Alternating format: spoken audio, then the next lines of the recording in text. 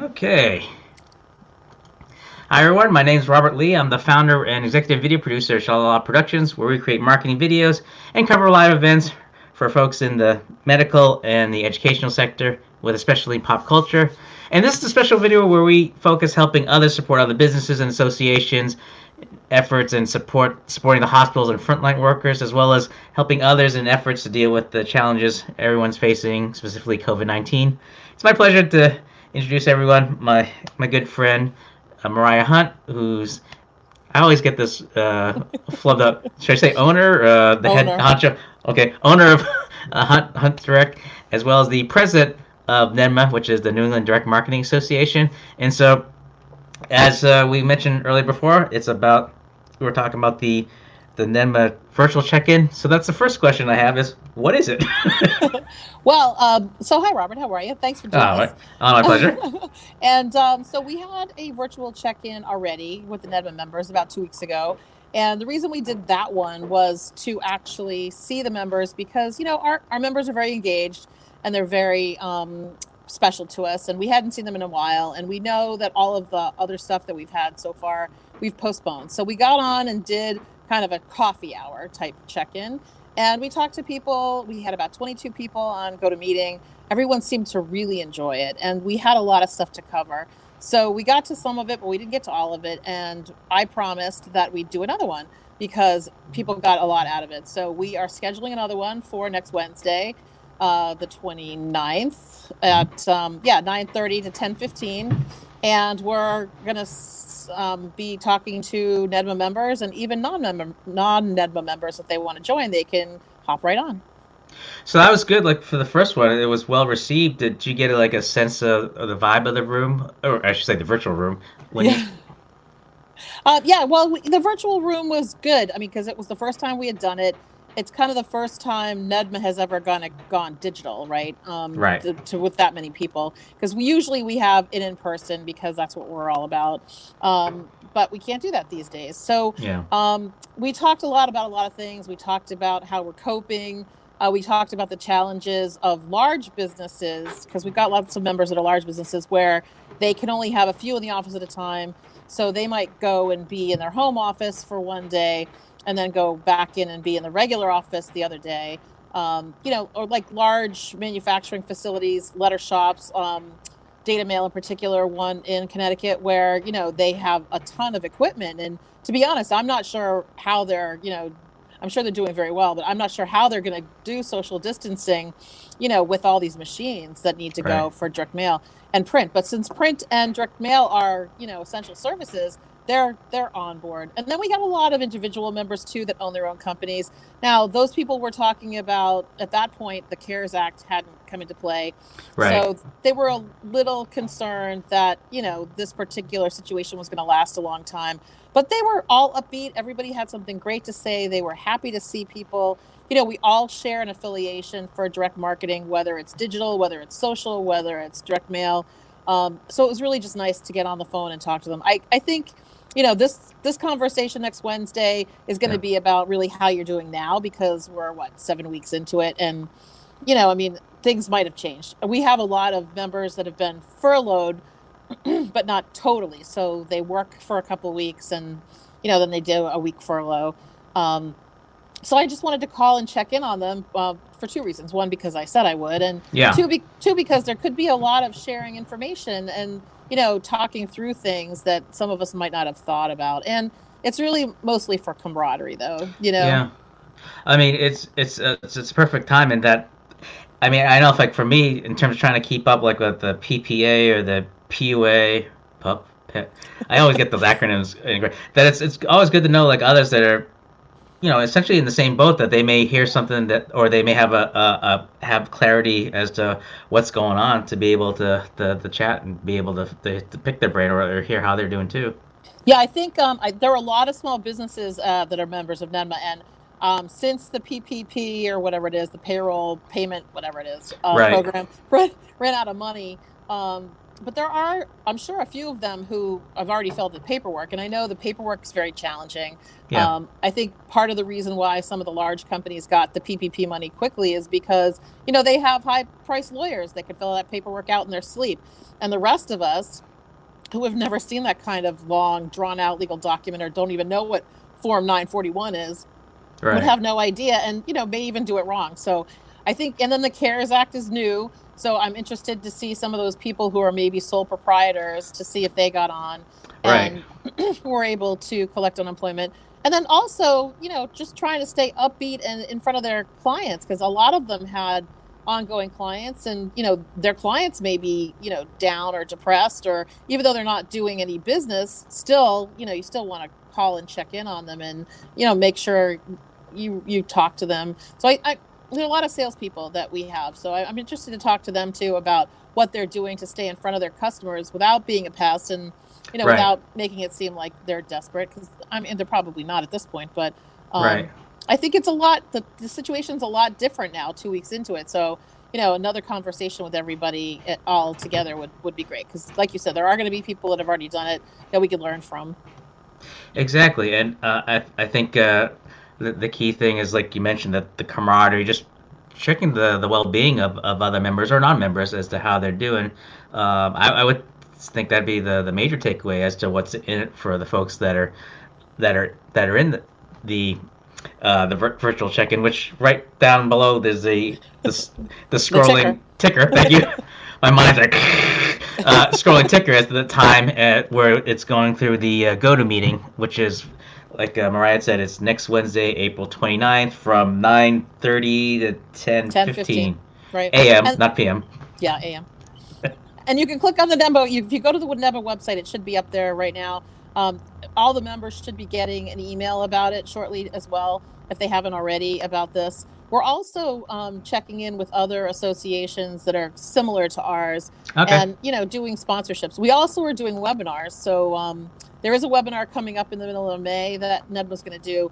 So we're really trying to rotate our events. The problem is that a lot of them have to do with, excuse me, um, salespeople or vendors that come in that actually display what they have and talk to people. Obviously, we're not going to be able to do that right now, but hopefully in the near future. So, we got the conference, the May conference, that had to be postponed.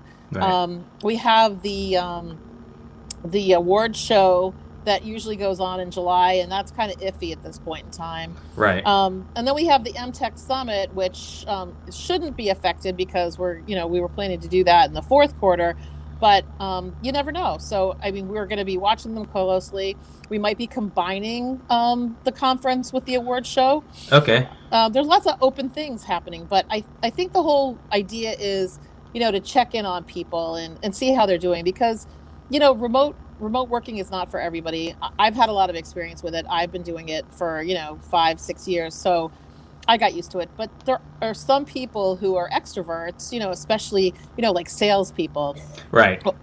that really thrive on that give and take from other people, and they're not getting that now. So I'm hoping that they can get some of that with the virtual check-in that we do. Okay. So then, as you mentioned earlier, that you're looking ahead with MTech, the awards ceremony, and the annual meeting, that either, like you say, depending on the calendar, whether it's either the postpone or to cancel, or in some cases Reschedule. reschedule, or do you find that for those events that they may be suitable for a virtual environment for that to keep it going, or? Well, we probably could do a few. So the award show would be really tough to do as a virtual, um, although not impossible, right? We Right. let people know, and we show the images. I think anything can be done virtually. But again, I think the nature of the NEDMA membership, the conference could definitely be done virtually, but what you're going to be missing out on is really, you know, the feeling of the room and the Yeah. being able to check in with new vendors. You're not going to be able to do that if we do it virtual. So I think, Right. and NEDMA pretty much has 3 premier events a year, and that's where we make our money, even as a nonprofit. So it's going to be challenging for us, but we're definitely going to try to fit everything in whenever it is that we can get back to business as somewhat normal. Which I'd say it's a nice segue as the next question I had, which was like, with all the changes that everyone's doing, like for events and such. I mean, how do you think the change affects for folks in the direct marketing community, whether it's the things they do with their work or things related to it? Well, I think, direct marketing in general is like, it's all direct, right? So Yeah. telephone calls are direct because you're talking to people, social, mobile, direct mail. I think, in my opinion, you're really suited right now to do a great direct mail campaign. The unfortunate challenge of that is that, most companies, when they start having budget crunches, the first thing they cut is their advertising budget, which means they may not do any kind of direct mail. I mean, I've had a lot of experience, and we've done some really, really cool every door direct mail postcards for startup companies. And it's a Right. really good, inexpensive way to get the word out, especially these days with restaurants doing just takeout. But their hours are kind of strange, or people don't know where their pickup locations are, or whether Right. they could do curbside. So, I mean, I would say, in my estimation, that social's great, but you don't reach everybody. Yeah. You can do a nice EDDM campaign really inexpensively and hit everyone in a 5 mile radius of your location, and be able to get the word out to every household in the carrier routes that you're choosing. Yeah. I mean, sometimes I think people kind of forget that not everyone has the modern amenities that others may take for granted, whether it's computers or just even having like a really good Wi-Fi signal to get that. So it's good to be able to like capture all ends of reaching folks. Where Yeah. pardon the expression, going old school, like with the Yeah. using like the physical mail and stuff. Yeah, I keep telling people I may be a dinosaur, but I'm a velociraptor. So, um, yeah, I mean, the idea that direct mail would work well, I mean, I still love email, right, and mobile and texting, Right. but you don't get the same feel for it. And people want to try to get more information, and sometimes they're inundated. I mean, I can't tell you how many emails on my personal email address, not on my professional one, that I Yeah. keep getting. I've been waiting to hear about certain loan programs, but yet I'm getting inundated with emails from all of these finance companies, like, oh, we can help you with PPP, we can help you with the EIDL. And although, I mean, I know there's a place for email and social and mobile, and I know it's really good, but right now, the brick and mortar old school of put something on a postcard, or send them your menu, or tell them what your takeout thing is, or if you're volunteering, there's a place around here or in Hmm. Marlboro, it's called Steve's, and what they do is all of their meals are $5. So if you want a meal, and then also if you want to donate a meal, you put another $5 in, and they have a donation where they Oh, just make nice. an extra meal and send a place. Yeah. But see, nobody's going to know that if you don't get on the website, or if you don't get on Facebook, you may not see that. So, those are the types of things where, I know it's a little bit of money. It's actually short money though, but those are really, really cool things you could do with EDDL, and also support the post office, because, right now the post office is doing everything it can to, tackle everything that's happening. And yet they are not getting bailed out like a lot of the other, corporate corporate entities in the world are. So, I mean, I have a great affiliation for the post office, and hope that whatever happens, they get whatever they need to keep going, because it really is crucial. Yeah, I mean, for me, I'm a little bit of a geek just because whenever I go down there, I like to get the stamps. So, especially like if they get like the cartoon characters and superheroes.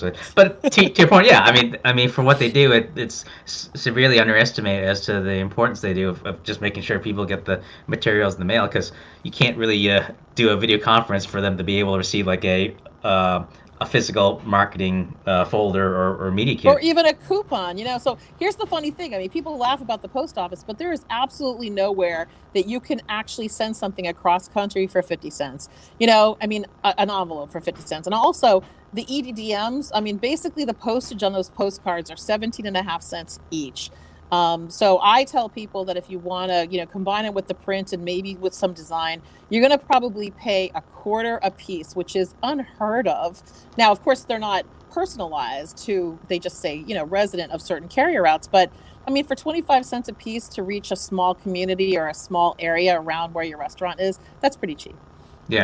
And they're going to get it the next day after they get dropped off. So you're never going to get that service anyplace else. Exactly. I mean, at least we could always answer the question like, what can you get for $1? Well, 50 cents, you can get this postage, you know? Yeah, 25 cents you can actually get a postcard, but you definitely have to, EDDMs have requirements.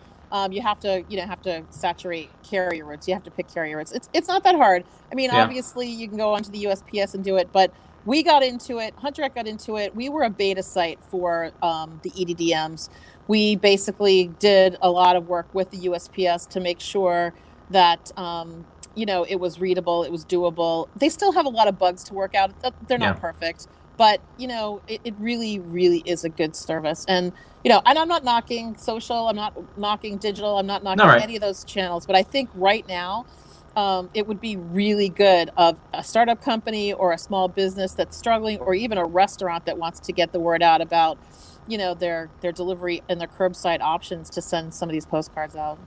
Yeah, I mean, to me, it's always just a matter of just finding like the right tools, the right manner to reach your audience. So some Absolutely. cases it's appropriate with digital video, or as I like to say, old school with the direct mail and direct marketing.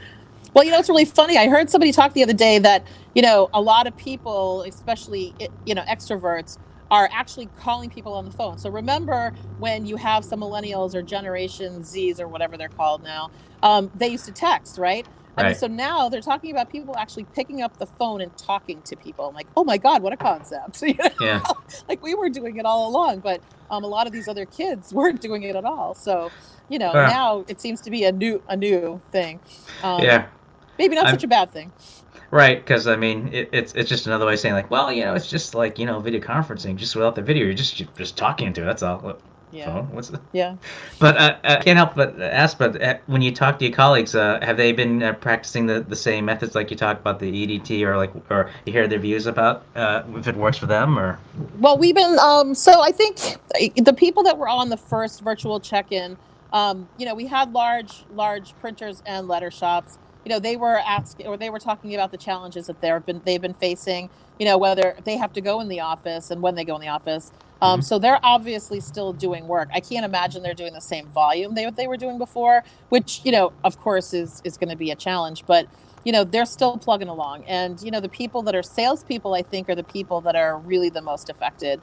I talk to a lot of printing salespeople, letter shop salespeople, even other types of salespeople. And it's really a hard road for them, because they're used to being in the show, they're used to being on every day. And, the longer this goes on, I think the more they get affected. Like I said, I'm pretty much used to being remote, but it took me a while, and not everybody is really up for this, Right. It could be isolating, and I can entertain myself, but there seems to be a lot of issues, and Right. when you're working out of your home. So I have an office, and I got an office after my husband retired, because my home got a little too close quarters for me. But I think that people that aren't used to it all of a sudden get distracted, so they might be working for a couple of minutes and they go, oh my God, I have to do laundry, or oh my God, I have to, deal with my groceries, or oh my God, I have a 2-year-old. And I have to tell you, like, if my kids were little right now and I was stuck in the house, I would be insane. They would have to commit me to a mental institution. I give kudos to every single person who's got young children, locked down, not going to school. Like the thing for me was, even though I was remote and I might have had little kids, they went to daycare, and you don't have that option anymore. So I don't know. I definitely couldn't do it now with little kids around. No way. When you talk to like other members or non-members, whether sole proprietors or working on their own, are you what's the general sense of how you feel how they're doing? I know like we talked about folks in the sales and the manufacturer, but for those outside of that venue, what's the vibe you get from the others? Well, I think I think they're putting on happy faces. They're doing as much as they can. I happen to be an LLC, but or sole proprietor. I used to be a sole proprietor in LLC, but the problem is that we can't really solicit business now. So we go with what we have. I do some project management work, usually on site or remote.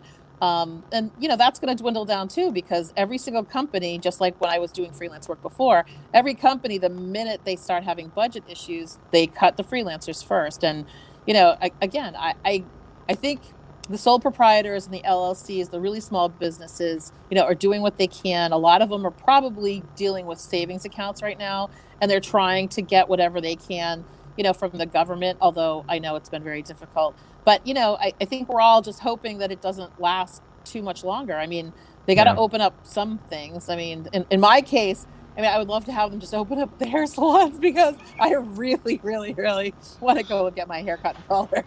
you know? I know the feeling. If I didn't have these headphones, my hair would be like, I would just know. explode. It's tough, but I really hope the service industry comes back. I know a lot of friends that are waitresses and waiters. They couldn't collect, and now they can, thank God. But still, it's not easy, because they're extroverts, Robert. They're Yeah. people that like talking to people. They're people that found their worth, in groups of people, and you can't do that anymore. Yeah, I mean, that's the one big thing I miss. Knowing that it's important that everyone to stay safe, but just that although like there's a lot of Zoom chats and people can call and do the virtual, it's not the same thing as just like the of just being able to see someone physically and be able to engage in a good conversation and just general fellowship with other like-minded or other members and such. Yeah, I actually miss meeting people for dinner and drinks, to be honest. I mean, just to be out and about and just to see other people and chat with other people. I think the thing that we're all going to miss the most is hugging people, right? Because that's pretty much going to be a no-no moving forward. So we're going to all have to think of a better way to say hello. And I know lots of people, lots of very, very creative people.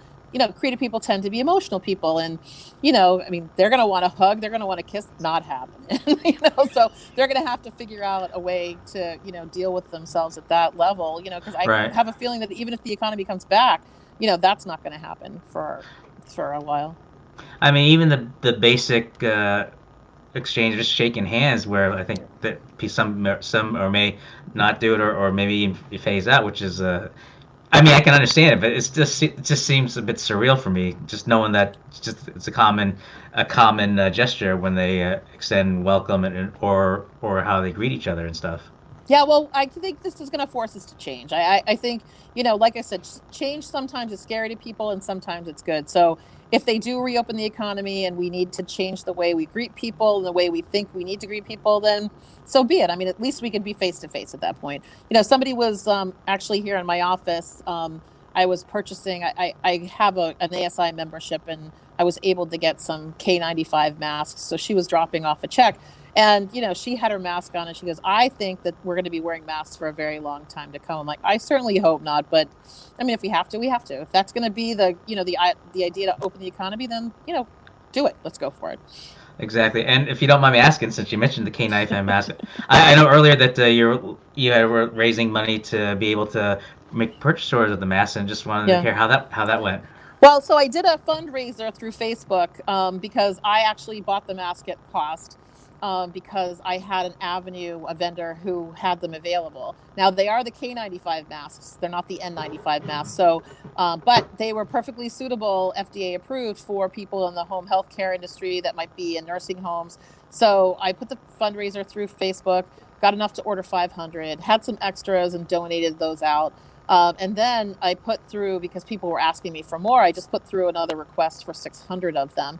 So, and I know there are people out there gouging and price gouging. So Yeah. I decided not even to bother. I said, I'm offering a service, they have to be purchased through somebody that's got an ASI membership, and I do. And I'm basically charging them my cost plus whatever the shipping cost is, divided over the number of masks that I buy. So, I'm not going to be one of those vendors to gouge people. I feel like it's my duty. It's a service I need to provide for people that want it. And so far everybody's been great. No, I mean it's great just because I know like even from the opposite spectrum where people are trying to like position themselves either reinvent themselves in the current climate. I know, for example, in the live streaming community, I've heard a lot of reports where people have experiencing price gouging, where they need to get additional resources to be able to do something on part of this, and they just can't either afford the gear to do it, or either that is just out. So it just surprised me where like just the different level of interaction, how people react. I mean, I was fortunate that I was able to order what I needed before all this happened to be able to Right. do something like this. But yeah, I mean, it's just interesting just to me as to how people perform or react.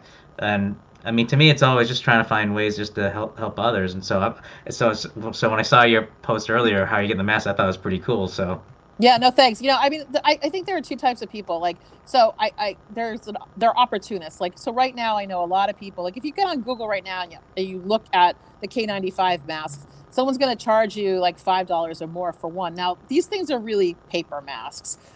They can be worn a couple of times and they're pretty much disposable. And I'm sure before this, they were probably pennies a piece, right? But and then there are other people that want to help. So like I said, I didn't want to be an opportunist. I can tell you something else. I was driving around town and I saw some signs that are out there for seniors, right? Because those kids are just getting racked. I mean, they won't have a prom, they won't have graduation. yeah, I'm kind of glad my kid graduated last year. yeah. But the thing is, I thought about it and I said, I have wholesale prices for signs. So I put it out there to at least the community around here, the school systems around here, that if they want a sign for their senior, I have Trish, my friend Trish, is designing the templates for the signs, and Nice. they're sending pictures, and we're taking logos from the Clinton Middle School and the Clinton High School, and even Neshoba Regional here in Bolton, and we're offering, to have signs for their seniors that they can put in the yard. So again, I'm only charging my cost plus shipping. And believe it or not, the signs are really cheap. The shipping is really expensive for these signs. So, they can get online, send me what they need. We send them a proof, they approve it, and then they get a sign for their senior. So I figured we'd do that too. That's pretty cool. I mean, Yeah. I can't remember if it was like in the news or if I saw like a posting, but it was like the no bigger than like the lawn signs, and they would do something like what you described, and they put it out there. That's pretty cool to be able to, to recognize the senior class just for the fact that, they're not experiencing like you No. and I back then when we were students, in No. terms of graduation stuff. Yeah, well, and the poor seniors. If you think about your senior year, the senior year was all about camaraderie, right? And Yeah. being with your friends in the school, or going to prom, or going to senior skip day, or doing anything like that. And it's just really, it's really tough for them right now because they're all isolated. But we're putting together a lawn sign, a template where we can put everybody's picture in it. We put their class information in, whether they're from the high school, the middle school, or, a different school. And, we can produce those lawn signs for them. So, it's another service. Like I said, I have the channels, the ASI channel to do it. And we're just taking care of it. And speaking of service and channels, for those that are interested for next week's virtual check-in, we'll provide the links in the description for folks so they can join into the GoToMeeting, which is Wednesday, April 9:30. 29th. Look, they said 9:30? Oh yeah, 9:30 9:30. to 10:50. 9:30, 10:50. Great. And Perfect. before I draw a blank, I mean, were there other things that we forgot to mention, or? No, I think we're good, Robert. And if anybody has any questions, they can feel free to email NEDMA, or send us a Twitter, or whatever they want to do, one way or the other. We're gonna hopefully put it up on NEDMA if it's not already there, to do the virtual check-in. Anyone can feel free to join. But yeah, I look forward to doing it again. Yeah, I mean, it's a great time to be able to reconnect with the NEMA members, and just looking forward to see everyone and hear what they're up to and everything. No, great. And I thank you for doing this, Robert. Really. No, my pleasure. It's just it's another way to be able to catch up with you and say, hey, how you doing? Oh So no, I gotcha. Well, I hope you're well, and you too. I'll speak to you soon. Yep. And then what we'll do is we'll keep the video up on our if I get this right, our Facebook business page, as well as it'll be circulating around, at least within the NEDMA channels, and we'll be sure to make sure that the video is available so that the people can catch the replay, as well as they can get the information on the description as to where they can click in to join the virtual check-in, which is Wednesday. April 9:30. 29th, to 10:15. If you Got it. haven't seen that, we've got the ticker covered there. So. All right, great. All right. So that's it from now. So hope everyone's doing well, staying safe, and Mariah, it's always a pleasure to talk with you and hear how everything was going. You too. Have a good one. Okay. You too. Bye.